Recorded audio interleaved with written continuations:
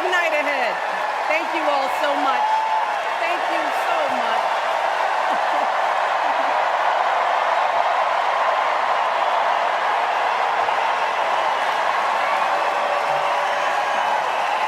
Okay.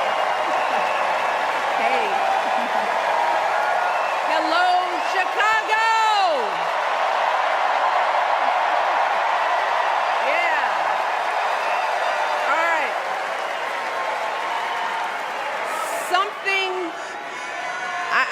Something wonderfully magical is in the air, isn't it?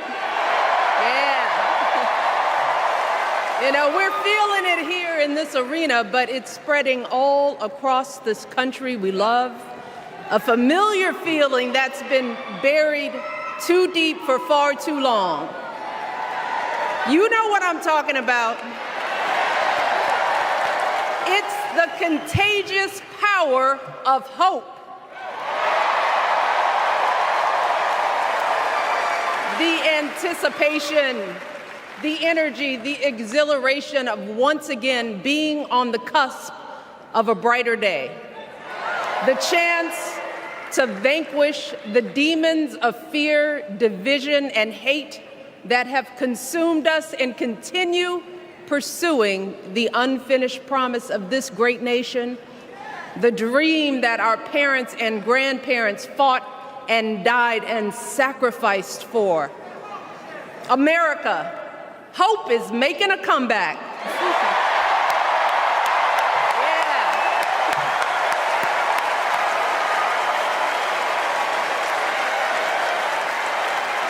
But to be honest, I am realizing that until recently, I have mourned the dimming of that hope. And maybe you've experienced the same feelings. Is that deep pit in my stomach, a palpable sense of dread about the future. And for me, that mourning has also been mixed with my own personal grief. The last time I was here in my hometown was to memorialize my mother, the woman who showed me the meaning of hard work and humility and decency, the woman who set my moral compass high and showed me the power of my own voice. Folks,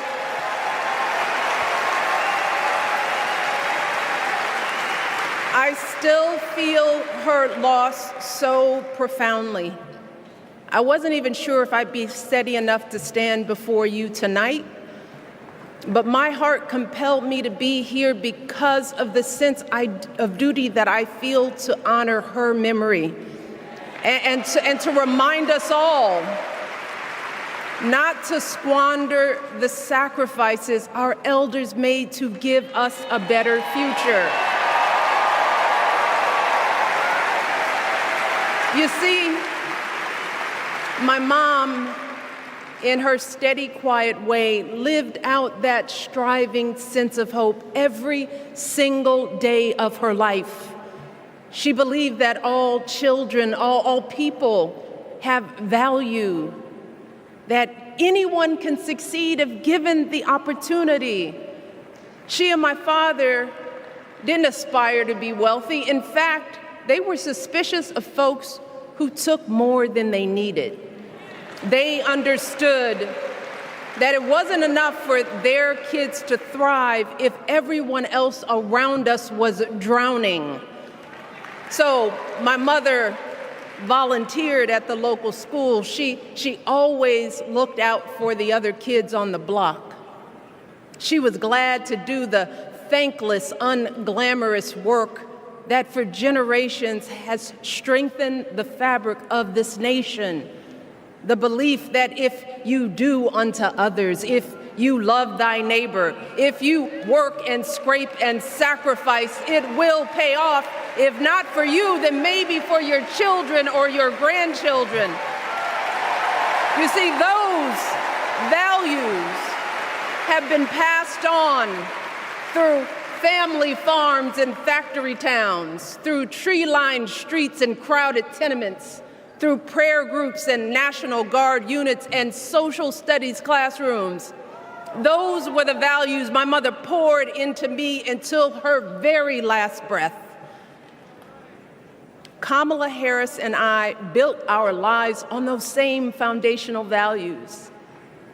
Even though our mothers grew up an ocean apart, they shared the same belief in the promise of this country. That's why her mother moved here from India at 19. It's why she taught Kamala about justice, about the obligation to lift others up, about our responsibility to give more than we take. She'd often tell her daughter, "Don't sit around and complain about things, do something."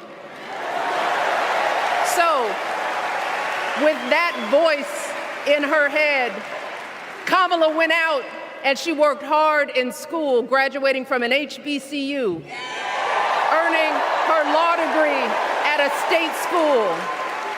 And then she went on to work for the people, fighting to hold lawbreakers accountable, strengthening the rule of law, fighting to get folks better wages, cheaper prescription drugs, a good education, decent health care, child care, elder care. From a middle-class household, Kamala worked her way up to become Vice President of the United States of America.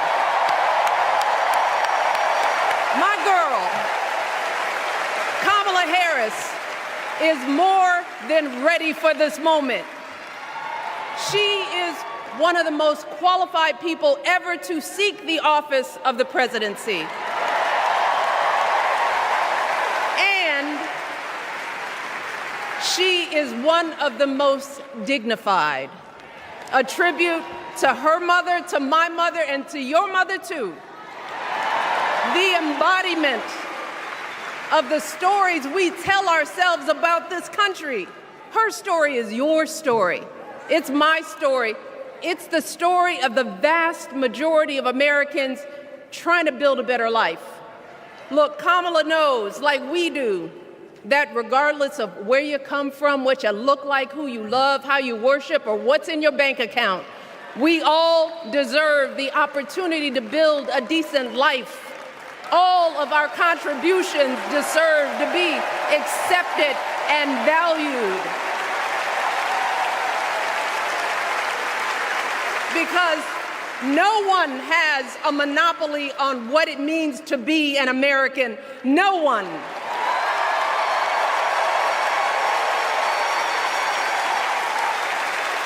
Kamala has shown her allegiance to this nation, not by spewing anger and bitterness, but by living a life of service and always pushing the doors of opportunity open to others.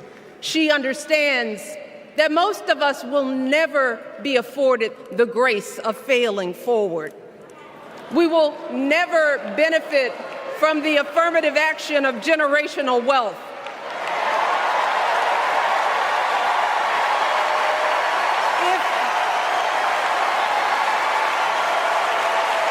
If we bankrupt a business or choke in a crisis, we don't get a second, third, or fourth chance. If things don't go our way, we don't have the luxury of whining or cheating others to get further ahead. No. We don't get to change the rules so we always win. If we see a mountain in front of us, we don't expect there to be an escalator waiting to take us to the top. No. We put our heads down. We get to work. In America, we do something. And throughout her entire life, that's what we've seen from Kamala Harris. The steel of her spine, the steadiness of her upbringing, the honesty of her example, and yes, the joy of her laughter and her light.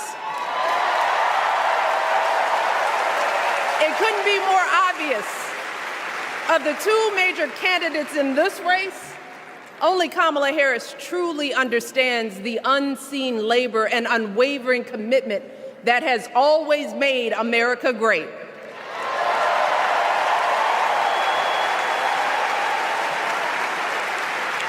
Now, unfortunately, we know what comes next. We know folks are going to do everything they can to distort her truth. My husband and I sadly know a little something about this. For years, Donald Trump did everything in his power to try to make people fear us. See, his limited, narrow view of the world made him feel threatened by the existence of two hardworking, highly educated, successful people who happen to be black.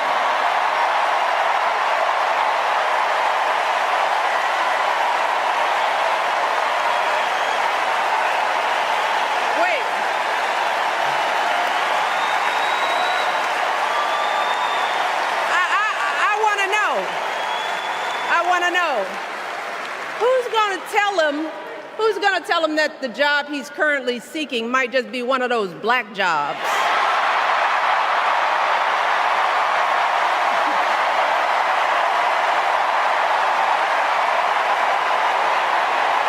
Look, it's his same old con. His same old con. Doubling down on ugly, misogynistic, racist lies as a substitute for real ideas and solutions that will actually make people's lives better.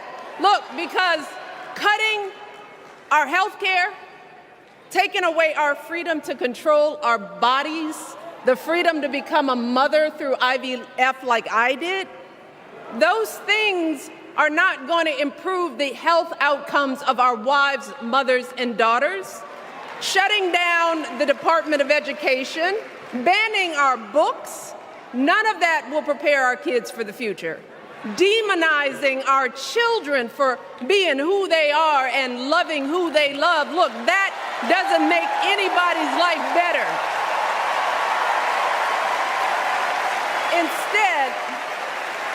Instead, it only makes us small.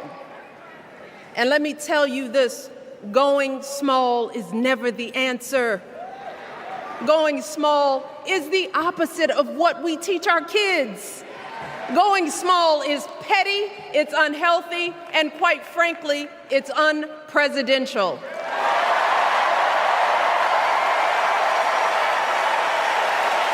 So, why would any of us accept this from anyone seeking our highest office? Why would we normalize that type of backward leadership?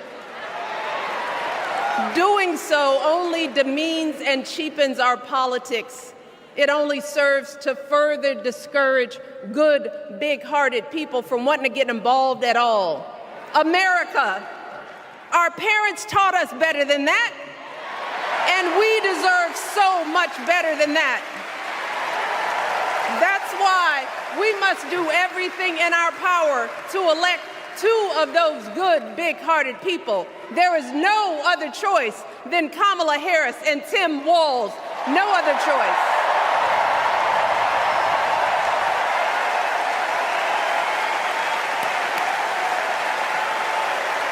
But as we embrace this renewed sense of hope, let us not forget the despair we have felt. Let us not forget what we are up against. Yes, Kamala and Tim are doing great now. We're loving it. They're packing arenas across the country. Folks are energized. We are feeling good. But remember, there are still so many people who are desperate for a different outcome, who are ready to question and criticize every move Kamala makes, who are eager to spread those lies, who don't want to vote for a woman, who will continue to prioritize building their wealth over ensuring that everyone has enough.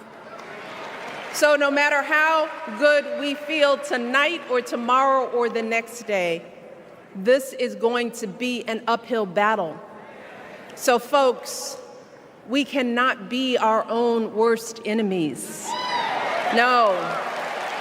See, because the minute something goes wrong, the minute a lie takes hold, folks, we cannot start wringing our hands. We cannot get a Goldilocks complex about whether everything is just right. And we cannot indulge our anxieties about whether this country will elect someone like Kamala instead of doing everything we can to get someone like Kamala elected.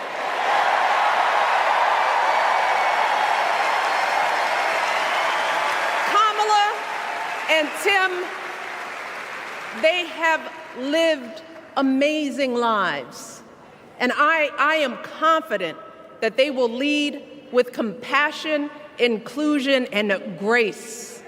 But they are still only human. They are not perfect. And like all of us, they will make mistakes. But luckily, y'all, this is not just on them. This is up to us, all of us, to be the solution that we seek. It's up to all of us to be the antidote to the darkness and division. Look, I don't care how you identify politically, whether you're Democrat, Republican, Independent, or none of the above. This is our time to stand up for what we know in our hearts is right.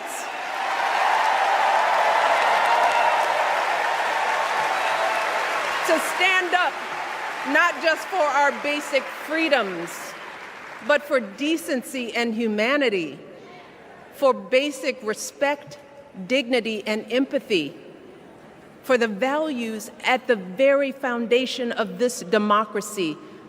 It's up to us to remember what Kamala's mother told her. Don't just sit around and complain, do something. So if they lie about her, and they will, we've got to do something.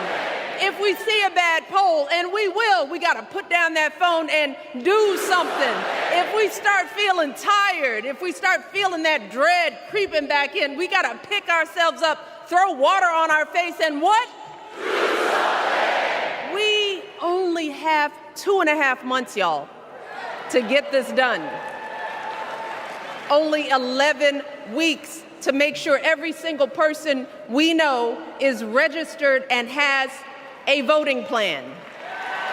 So we cannot afford for anyone America to sit on their hands and wait to be called.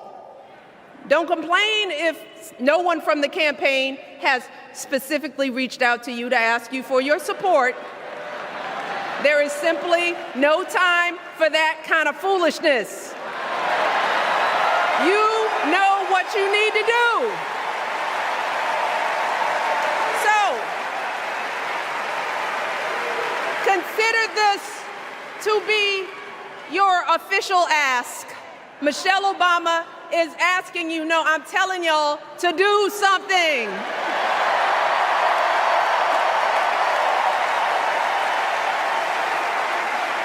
Because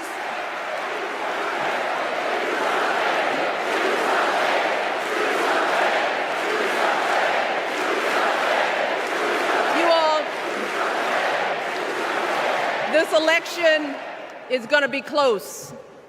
In some states, just a handful, listen to me, a handful of votes in every precinct could decide the winner. So we need to vote in numbers that erase any doubt. We need to overwhelm any effort to suppress us. Our fate is in our hands. In 77 days, we have the power to turn our country away from the fear, division, and smallness of the past. We have the power to marry our hope with our action. We have the power to pay forward the love, sweat, and sacrifice of our mothers and fathers and all those who came before us. We did it before, y'all, and we sure can do it again. Let us work like our lives depend on it. And let us keep moving our country forward and go higher, yes, always higher than we've ever gone before as we elect the next President and Vice President of the United States, Kamala Harris and Tim Walz. Thank you all. God bless.